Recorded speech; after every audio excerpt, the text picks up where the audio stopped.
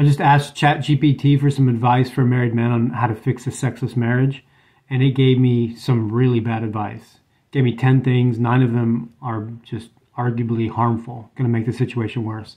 So what I'm going to do is I'm going to go over those with you here, tell you why they're bad and what to do instead. Let's check it out.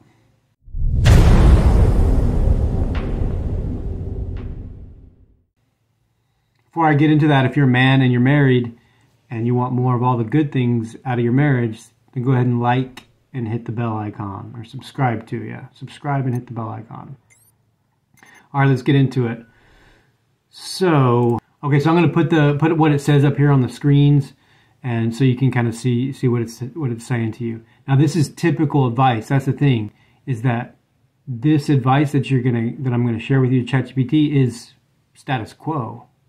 So in one way, it's not surprising. You know, ChatGPT is supposed to be smart. In a lot of ways it is, but there's obviously some flaws in the way it thinks. But that's even more of a symptom of the society that is not anti-man. I don't want to say that, because that's a bit extreme, but there is a big force, a lot of different forces against that are contrary to men's best interests. And so ChatGPT giving advice like this is just a symptom of that. It's just a symptom of that. So in some ways, it's not surprising. So let's go. So first off, I'll put it on the screen here, and it gives you that typical sort of, you know, I guess the way that sort of default ChatGPT talks is that it's as politically correct as it can be, and this is no exception. So it starts off, first, it's possible to work towards a solution. Yes, it is, of course, but not in the way that ChatGPT thinks. And as we can see here, first one, open communication. And if you've seen any of my other videos, I got a video too about why you should never have the sex talk. And that's exactly what this is. Open communication, here it means to have a sex talk. That's what ChatGPT is recommending. Built into all that is what that means. Open communication, what that means, what that looks like in the marriage from a man, is that the man is going to start sharing his feelings about how he feels rejected, and fair enough that he feels rejected, why wouldn't he? How he feels rejected, and how it's, maybe an emasculation, which it is, of course it is. And all these things are true, right? But talking about it is a bad idea in general. There's maybe some occasions where I would talk about it, and in fact I have talked about it. But it's in a different context. It's a different frame. It's a different frame. And so, and it's not about like sharing feelings and about, about marital obligations or marital contracts or anything like that. It's really just about standards. So anytime that I would open communication about sex or lack of it in the marriage is to set a boundary. And it's really, the boundary is really about letting her know, and at first letting her know, but now just reminding her that that's not acceptable to me, that I'm not in a marriage with a person to never have sex with them, to never have sex with her. And so she knows that I've got standards, and I'm not willing to sacrifice that part of myself for the convenience and the comfort and potentially the stability of my family. And I know that a lot of guys think that that's selfish, and that's okay. Sometimes maybe it is selfish. I don't know. I think a lot of times a person pursuing what's in their best interest can appear to be selfish. And I know that some people say, well, you got to put your kids first. And a lot of times I agree with that 100%. But I also think that falling on a sword for a husband, a man, a father to fall on his sword in order to avoid, the potential worst case scenario of breaking up the family and divorce court and all that stuff, obviously is a bad idea. But I think people who can quickly say, oh, what about the family? And that would be the wrong thing to do, overlook how poisonous it is for a man to fall on his sword like that and essentially emasculate himself. I think people really underestimate how damaging that can be to the self, obviously, to the man, but even to his wife, and then even to his kids. Because being sexual, having a sexual life, having a sexual experience is part of being a human being. It's part of being a human being. And sure, yeah, asexual, I know we have like 1,000 genders and orientations now and whatever. I don't care what anybody does in their own business. It's just when they try to force it on me that I'm not okay with. But, those are the ends of the bell curve. That's 2 standard deviations away from the norm. And it's usually a bad idea to try to make rules based on exceptions. That's generally speaking a bad idea. And so yeah, it's healthy for a man to have a sexual relationship. And it's important to the integrity of the family that he can act in a way that his wife willingly engages in that relationship with him.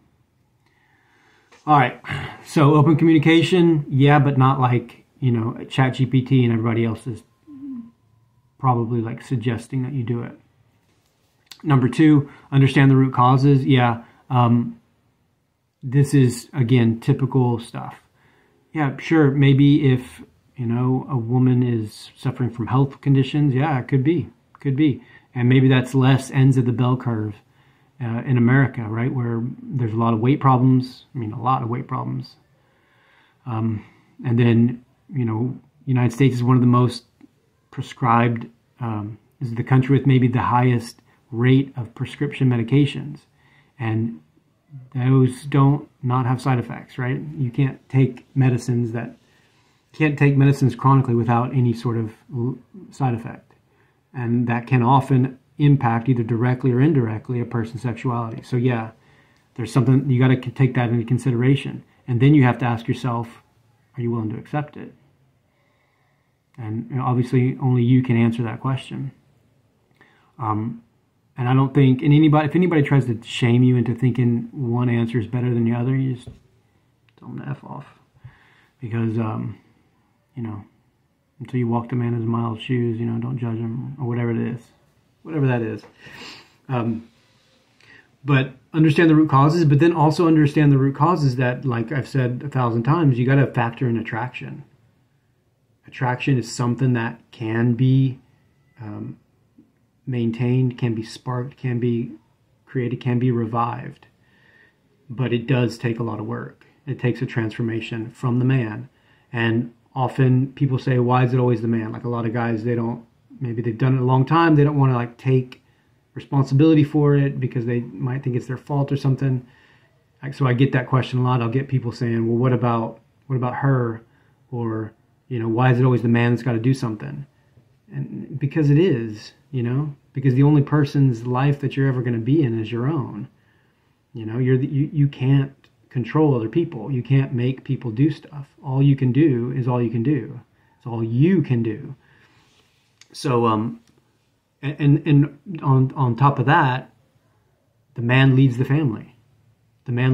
So of course, any good leader is not going to point fingers until, he can look himself in the mirror and say, hey, I've done a really good job, and now I need to start holding other people accountable. And maybe you're already there.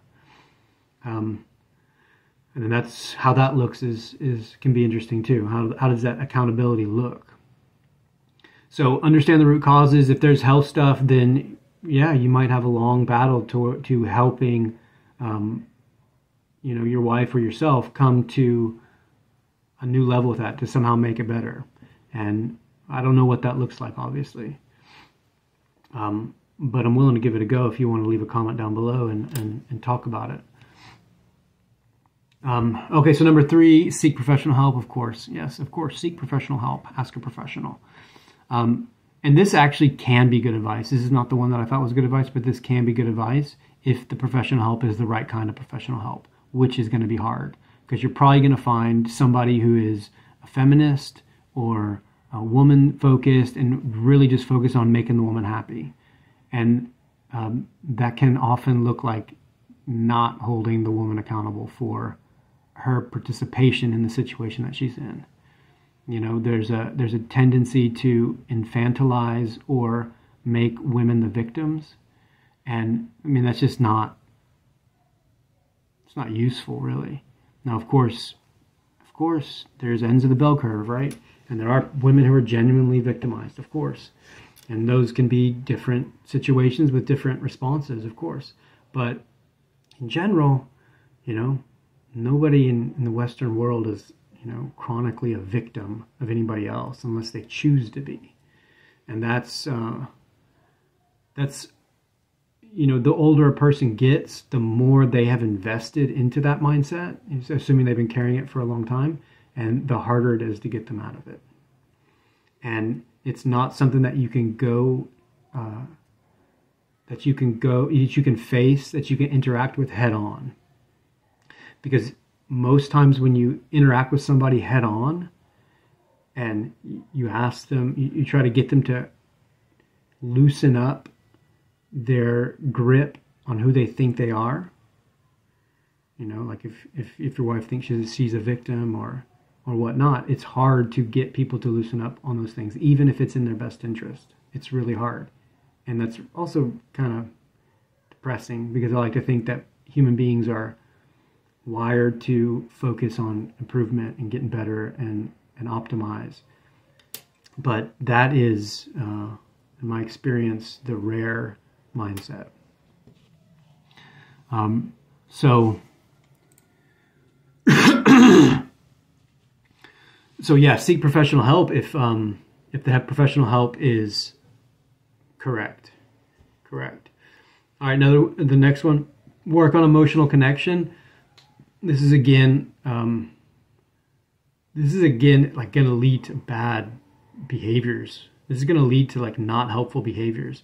This is going to lead to, you know, it's often going to lead to like trying to please her or trying to make her happy, make sure she doesn't get ruffled or upset, right? Because then that would not be good. That would be a negative emotion, and my gosh, that's just going to make things worse, isn't it? And it might.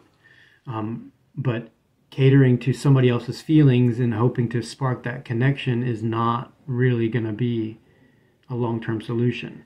You got to think, yes, you want to be connected emotionally to your wife. And ironically, one of the deepest times that you can be emotionally connected to your wife is, you know, during or after sex. Assuming that it was a good experience for both of you. But yeah, so working on emotional connection, yeah, but then you got to think about what does that mean? So basically what you want to do is you want to associate positive emotions when she's feeling positive emotions with you. That's sort of the strategy. If you want to be strategic about it, use a strategy. If you want to be strategic about it, that's how you want to go about it, is you want to associate yourself, your presence, your words, whatever it might be, with positive emotions.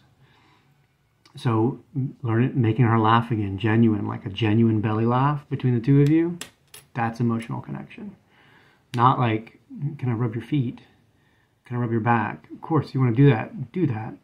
It's good. You're going to start you're going to make physical contact. That's good. Better if you don't have any intentions afterwards. If you don't have any, intentions to try to take that massage into something more, no happy endings. Because if you approach it with the intention of trying to get a happy ending, it ain't going to go well. You're not going to be authentic. You're not going to be genuine. So yeah, work on the emotional connection, but in ways where you create situations, you create opportunities where positive emotions might organically and spontaneously arise. You don't try to create situations where you're going to make her feel something. You're going to get her flowers that are going to make her feel happy. Sure, do that once in a while spontaneously, it will work. But if that's, and that might be a good thing, but you don't want to sort of rely on externalities, giving, and you doing stuff to make that things happen, right? It's good, it works, it should happen in some dosage in your marriage, but much stronger if there are situations, experiences that you have together where you experience emotions together. genuinely, you're both affected by what you're experiencing, and you have that shared experience. That's an emotional connection. That's a deeper emotional connection. That's going to go, you're going to get more bang for your buck. All right, so next one, explore other forms of intimacy. Yeah, so this is, you know, cuddling, holding hands, gentle touches. I don't know about you guys, but for me personally, the older I get, the less interested I am in this. You know, it's just, that's just the way I am. Now, I do some of it because in some ways I want it. I know, well, maybe I don't want it, but in some ways I know it's good for me as a man, as a person, as a human being, to have more physical contact. And I also know it's better for my marriage. So finding ways to touch her without any sort of sexual intent is a key to building that intimacy. And then other kinds of intimacy, depending on what your spirituality is. I'm a Christian, and we pray together, and she looks to me to lead the prayer, and that's the kind of spiritual intimacy that helps us have a deeper bond. But think about intimacy as things, private things that you can share with her. Private things that you can share with her. And if those things are in a context where you can demonstrate somehow that you're good, that you are competent, all the better. Next one, address personal health. And this is the one that I think is, well, there might be two now. Eesh. This is the one that I think is good because, like I said a moment ago, America has a health epidemic, you know, a bad health epidemic. And I know that I'm not the only one to say that, the first one to say it. Everybody knows it, right? The writing's on the wall. So, but still, that's the one thing that you can do. You can lead in a way that will help you lead so that into something better, something new. Because your health gets better, and then usually everything downstream from that, which is everything, gets better. Okay, so the next one is, it's one of those, it's the one that, you know, I'm going to sound like a jerk. You're probably going to think I'm a jerk for saying this is not a good idea. And if you were to ask probably most people in the world, to say, oh, that's being a jerk. And I get that a lot. Sometimes because I'm acting like a jerk, but also sometimes because I do my best to say things in the most impactful way. And a lot of times that means direct. But the jury's still out of whether if that's like the best way to say it. Is that the most effective for getting a change or getting a difference or getting somebody to move? I'm not sure. But anyway, be patient, understanding. Yeah, this is bad advice. Because this is the beginning of you falling on your sword. Where does patience end and not having a boundary begin? Because one will bleed into the other. Not having patience will bleed into not having a boundary. I'm sorry, having patience will bleed into not having a boundary.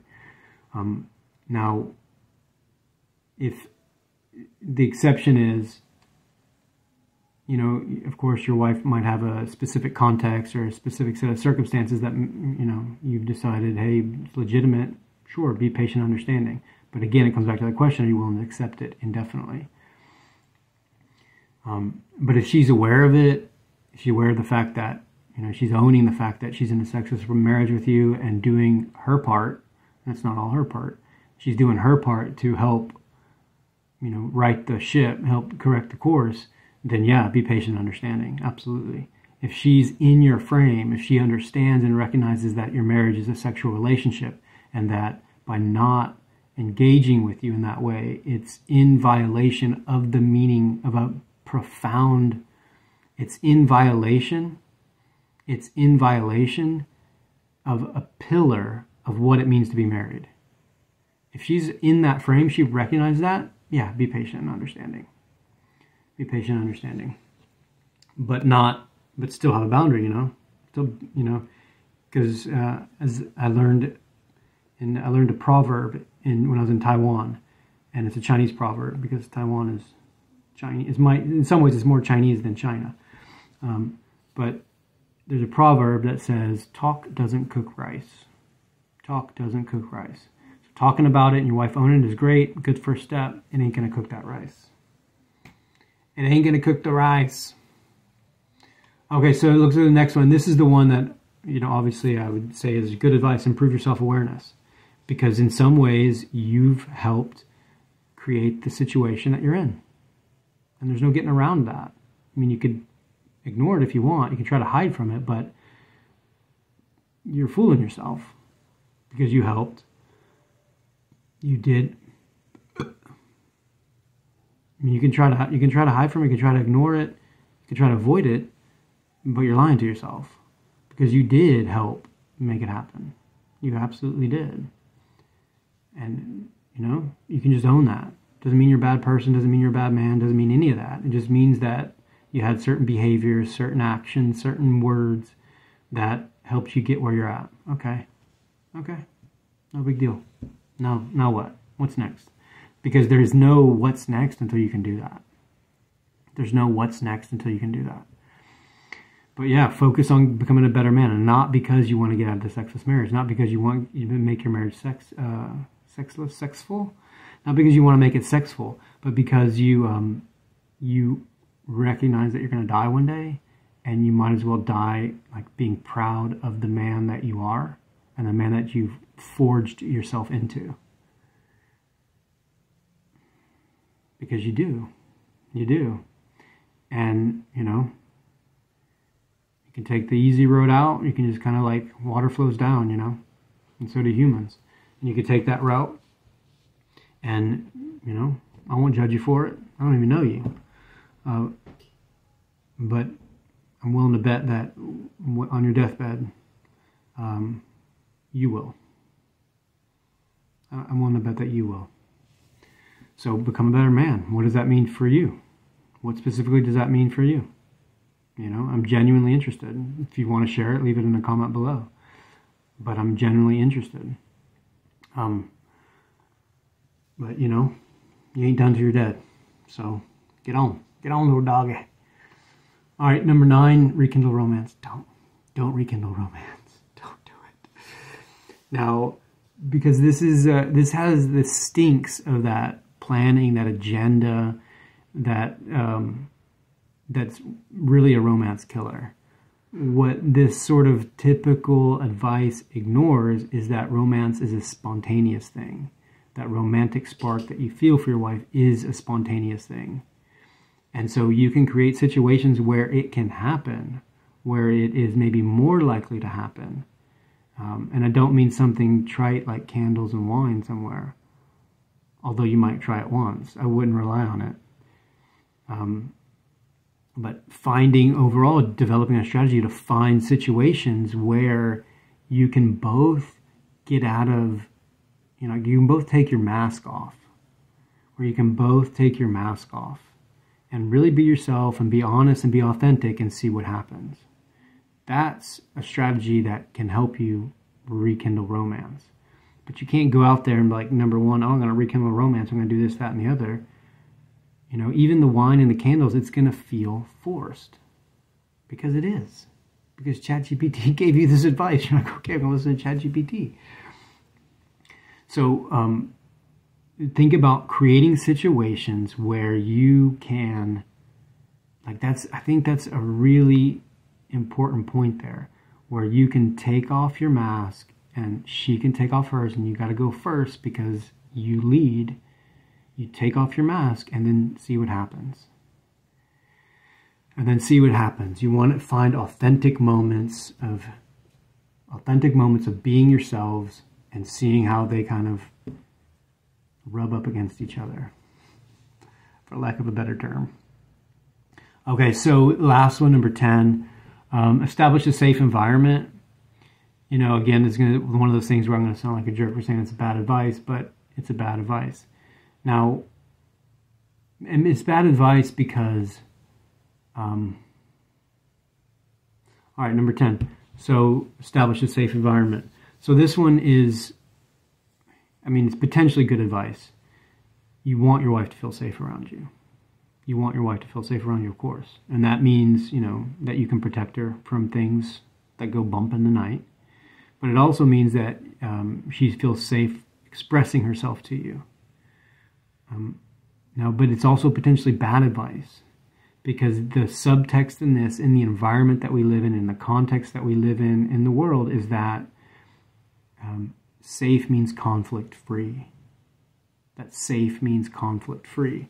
And in certain contexts, it almost certainly does mean that. But if the strategy is to avoid conflict, long-term, that's going to look like you falling on your sword.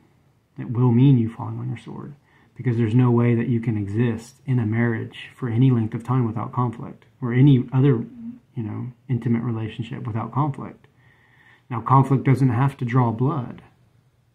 Conflict does not have to draw blood, but you do have to be able to disagree. You do have to be able to you have to be able to hold your wife accountable, and she hold you accountable for your misbehavior, because you're both going to misbehave. In one way or another, you're both going to misbehave, because you're a human being. And that's just how it goes. Human beings misbehave. So that's what I have to say about ChatGPT's advice. In general, don't take it. Don't take it. You gotta really pay. I've been around the block a few times with this stuff, and I am convinced 100% that the cultural narrative as it exists is emasculating to you. And that means you've got to be careful about advice, no matter where it comes from, advice or content. You put on Netflix or latest movie, it has the potential to whittle you down, to erode your sense of manhood and masculinity, to make you think that being masculine and strong and traditionally masculine is a bad thing, and that you should not do it. And that is 100% wrong. You're a man. God made you a man, and he made you a man with certain kinds of gifts. And we call those gifts masculinity, and they are good. But like all things, they can be used, they can be used for bad, sure. And so ChatGPT finishes up with this, and it's typical. It just reeks of political correctness. Every relationship is unique. Yeah, sure, it's true, but come on. What works for one couple may not work for another. Yeah, but no. Maybe the details are different, but the structure is the same for the most part. You're gonna find maybe a few major variants, but there's not infinite ways to do a marriage. Not a marriage that works. There's not. Might be a few different ones, but there's not infinite numbers. And even though we live in the time where, infinite genders and infinite orientations and infinite flags, apparently, it's not true. It's not true. There's proven, we've arrived here. Humans have been anatomically human for 200,000 years. Civilization has existed for 10,000. I'm not even sure. Pretend like I know. I don't know. I could ask you, ChatGPT. But, history began with the Egyptians, yeah? So we know that there is we've kind of like gotten to where we are, and where we are is more or less better than any time it's ever been. And I think the future is questionable. I'm skeptical about the sort of good times. The cycle. And so we live in the times that's arguably maybe the best ever. And if it's not the best for whatever reason, it's not far behind. And although like the times in the future, look in the future, it may not look good. That cycle where they say strong men make good times make weak men make bad times make strong men. I think we're kind of into the dark. We're coming into the dark portions of that cycle. But still, the world we live in right now is really freaking amazing. And so one of the reasons that we're able to get to this time where things are good. Like I'm here, I'm on YouTube criticizing the first AI chatbot. How dare I? How dare I? It's so advanced, it's so amazing, and it really is. I genuinely think ChatGPT is freaking cool. It's kind of dumb in some ways. Like I've had some conversations with ChatGPT to try to help it understand reality, and that was interesting. But it's amazing, and so we live in a world with things like that, and we got our problems, that's for sure, and they're big problems, and it's not climate change. It's social media. It's like the screen addiction. It is like the entering in the virtual world. So, and I don't know how it's going to go, but there's a lot of really good things in the world. And one of the reasons that we got here is because a man and a woman living together, raising their kids, creates the most stability. Now, there might be a variant. There might be an outlier out there, but in general, talking about at a population level, the nuclear family works really well. There might be some other variants that work similarly well. Like, I mean, I lived abroad a lot, and a lot of families lived in multi-generational households. So you got grandparents or sometimes even great-grandparents in the same household. And I don't think that's technically the nuclear family, but I think that's good. I think that's really good. Families living together. And families being that the center of the family is a man and a woman in a marriage with their kids. That works. That works. So when ChatGPT says what works for one couple may not work for another, maybe in the details, maybe your wife likes this one thing and this, my wife likes something different, that's fair. But in general, the big strokes, the pillars, those are, I think it's pretty straightforward what works. To make your marriage better, be a better man. And I don't mean to say that you're not a good man. Like I said, I don't even know you. But there's always room to get better. And just following that path of excellence will help your marriage get better. Or it won't. But if it doesn't, at least you've become the kind of man who has the strength and the courage to make that decision about whether you're going to stay there in that situation that you've decided is not, that doesn't deserve you. You're either going to make the choice to stay in there or you're going to make that choice to go. But the only way that you'll have what it takes to make that decision to really make it in a good way is by following the path of excellence. And that starts by owning your part in this and accepting that you want better for yourself, and that's okay. Because it's okay.